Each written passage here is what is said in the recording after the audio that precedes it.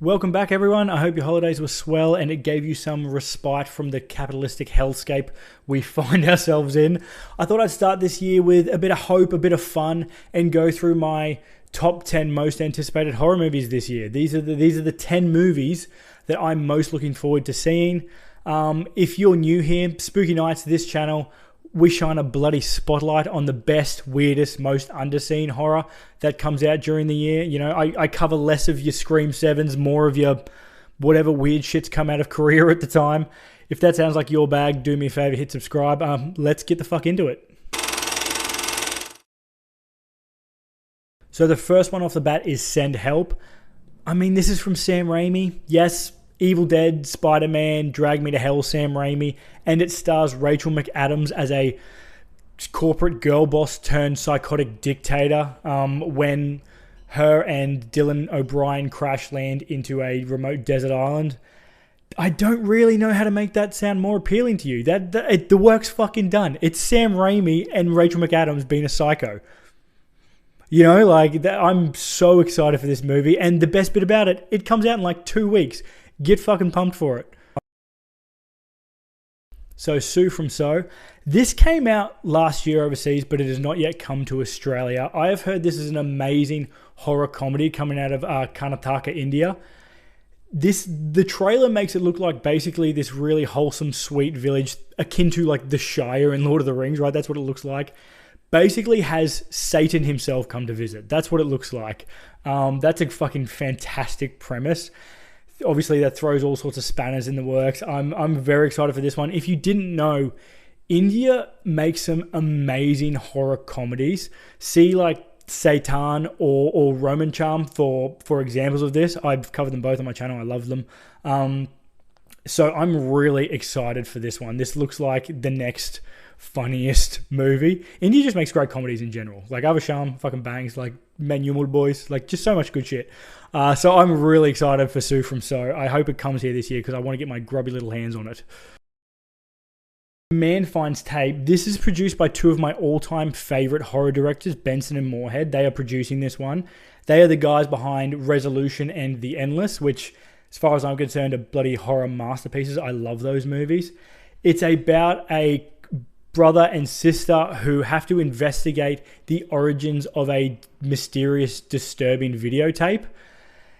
The vibe is like, imagine a whole movie trying to trace the origins back of the videotape that's at the start of Bring Her Back, right? That is the level of disturbing and fucked up we are sort of talking about here. That's the vibe I got from it. I hope this scares the absolute fuck out of me. Benson and Moorhead have the ability to do that. There are some really scary bits in The Endless and Resolution, so I'm hoping they do it here. If you like found footage, Man Finds Tape should definitely be on your list. Arguably the greatest director of all time has decided to come back to horror. That's right, Big Daddy Spielberg has fucking kicked in the horror front door and told everyone he's home. I mean, this is the man that made Jaws and Close Encounters and Jurassic Park, right? So I'm excited he's back making horror. He's in his wheelhouse here, you know, he's making another alien invasion movie to go along with War of the Worlds and Close Encounters.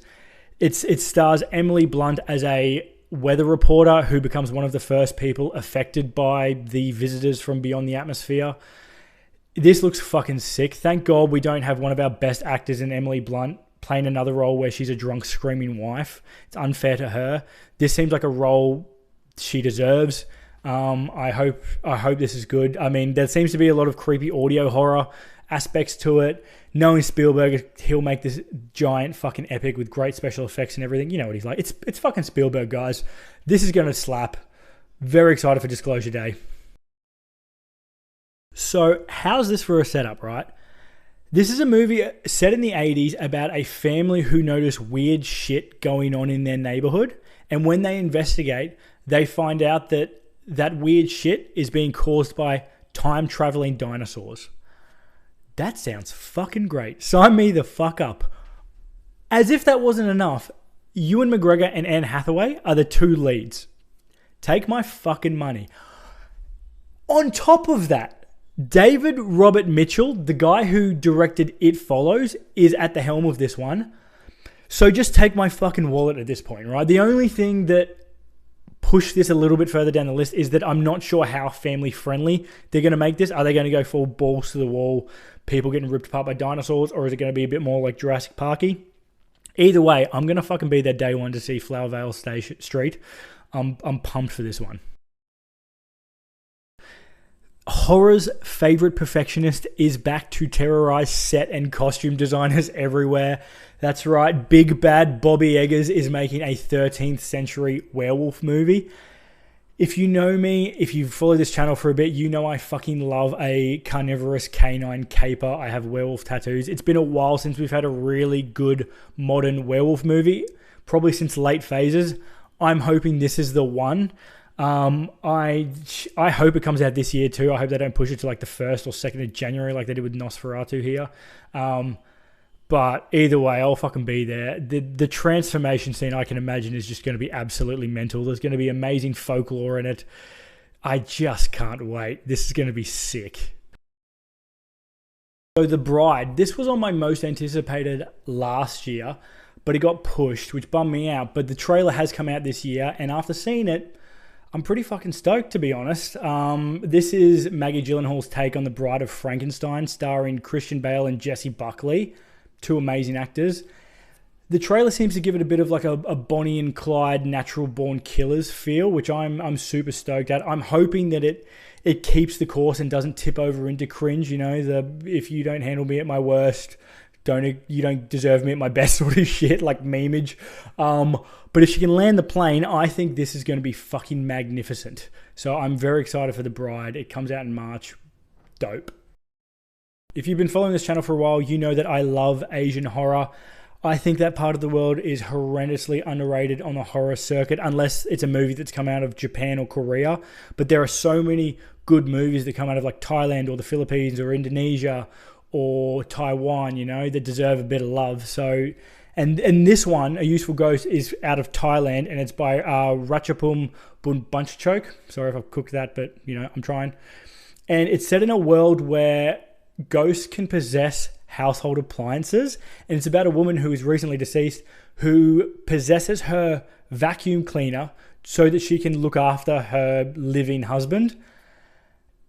Just a fucking great premise. This won the top award at the Critics Week in Cannes, and that makes me very fucking excited.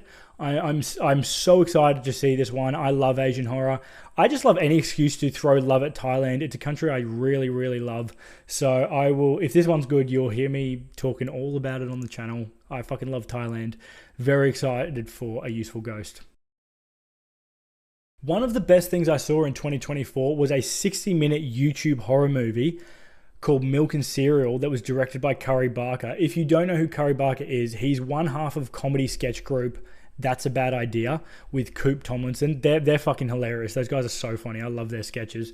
But what I didn't know is that Curry is a fan of horror, and he's a phenomenal horror writer and director.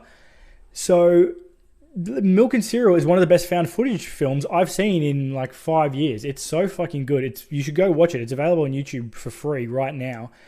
It was so good that his next film, Obsession, the one I'm talking about here, as soon as it played at TIFF, it was pretty much universally loved, and it led to a bidding war between production companies and distribution companies. That's how much people loved it. So I'm fucking stoked to see this one. It is about a music store employee who buys a supernatural wish-granting toy and uses that toy to make his best friend fall in love with him. If you've watched any horror movie, you'll know that that shit often goes poorly, and it does in this one. If Milk and Cereal is anything to go by, this movie will be the perfect balance of like fucked up and funny. I'm very excited to see Obsession. So my number one most anticipated horror movie for 2026 is Hook 'em by Damien McCarthy. Damien McCarthy's my fucking boy, man. He redlines my limbic system in a way that few horror directors do.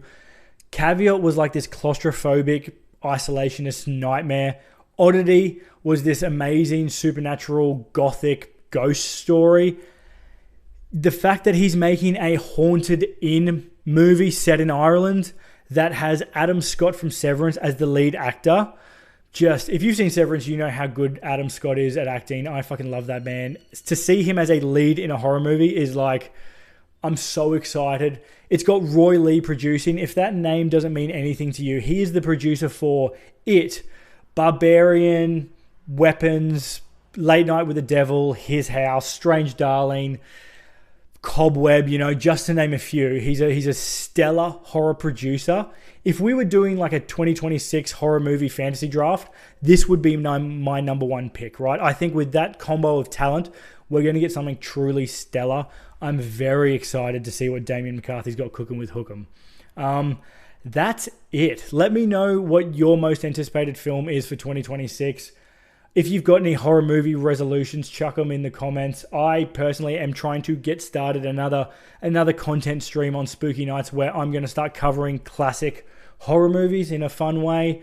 I'll probably do like a spoiler-free section and then a spoiler section because, most of these like 30 or 40 years old.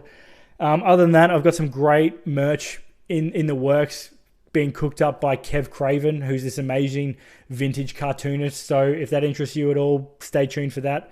Otherwise, hopefully I'll see you next week for another review. That's when we really start picking back up into the horror movie release cycle. So hopefully I'll see you then. Peace.